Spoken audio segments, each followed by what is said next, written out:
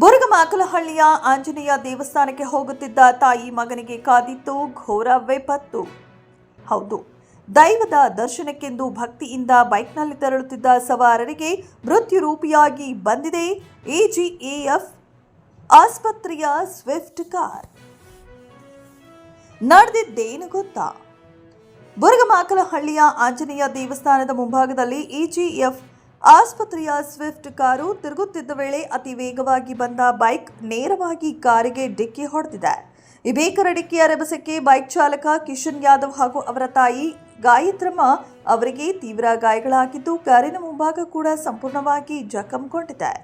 ಸದ್ಯ ಗಾಯಾಳುಗಳಿಗೆ ಪಕ್ಕದಲ್ಲೇ ಇರುವ ಜಿಇಎಫ್ ಕಣ್ಣಿನ ಆಸ್ಪತ್ರೆಯಲ್ಲಿಯೇ ಪ್ರಥಮ ಚಿಕಿತ್ಸೆ ನೀಡಲಾಗುತ್ತಿದೆ. ಬುರುಗಮಾಕಲಹಳ್ಳಿ ಭಾಗದಲ್ಲಿ ಇತ್ತೀಚಿನ ದಿನಗಳಲ್ಲಿ ಇಂತಹ ಅಪಘಾತಗಳು ಮಿತಿ ಮೀರುತ್ತಿವೆ. ಅತಿ ವೇಗದ ಚಾಲನೆಯೇ ಈ ಎಲ್ಲ ಅವಾಂತರಗಳಿಗೆ ಕಾರಣವಾಗುತ್ತಿದೆ. ಈ ಘಟನೆಯಿಂದ ರೊಚ್ಚಿಗೆದ್ದಿರುವ ಸಾರ್ವಜನಿಕರು ಮತ್ತು ಸ್ಥಳೀಯರು ಸಂಚಾರಿ ನಿಯಮ ಉಲ್ಲಂಘಿಸುವವರ ವಿರುದ್ಧ ಪೊಲೀಸ್ ಇಲಾಖೆಯು ಕೂಡಲೇ ಕಠಿಣ ಕ್ರಮ ಜರುಗಿಸಬೇಕು ಎಂದು ಸಾರ್ವಜನಿಕರ ಆಕ್ರೋಶವನ್ನ ವ್ಯಕ್ತಪಡಿಸುತ್ತಿದ್ದಾರೆ.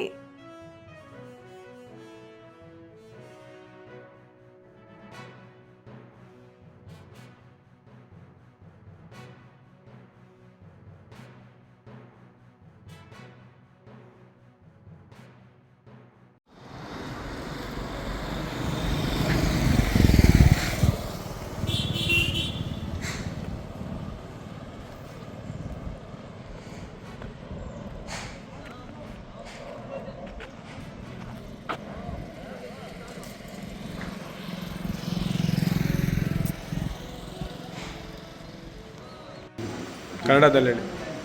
ನಾವು ಹೊಸಕೋಟೆಯಿಂದ ಬಂದುಬಿಟ್ಟು ಇದ್ದಿದ್ರು.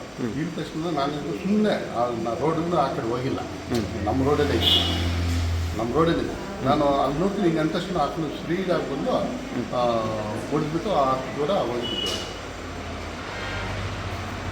ಅವ್ರ ಟ್ರೀಟ್ಮೆಂಟ್ಗೆ ಅವ್ರು ಕರ್ಕೊಂಡು ಹೋಗ್ಬೇಕಲ್ಲ ನೀವು? ಇದು ಐ ಹಾಸ್ಪಿಟ್ಲಲ್ಲಿ ನೀವು ಹಂಗೆ ಇಟ್ಕೊಂಡಿದ್ರೆ ಹೆಂಗೆ? ಇಲ್ಲ ಅದೇ 108 ಫೋನ್ ಮಾಡಿದ್ರೆ 108 ಇಲ್ಲ ಅಂದರೆ ನಿಮ್ಮ ವೆಹಿಕಲಲ್ಲೇ ಅಂದರೆ ಯಾವುದೋ ಒಂದು ವೆಹಿಕಲಲ್ಲಿ ಆಲ್ಟರ್ನೇಟ್ ಮಾಡಬೇಕಲ್ಲ.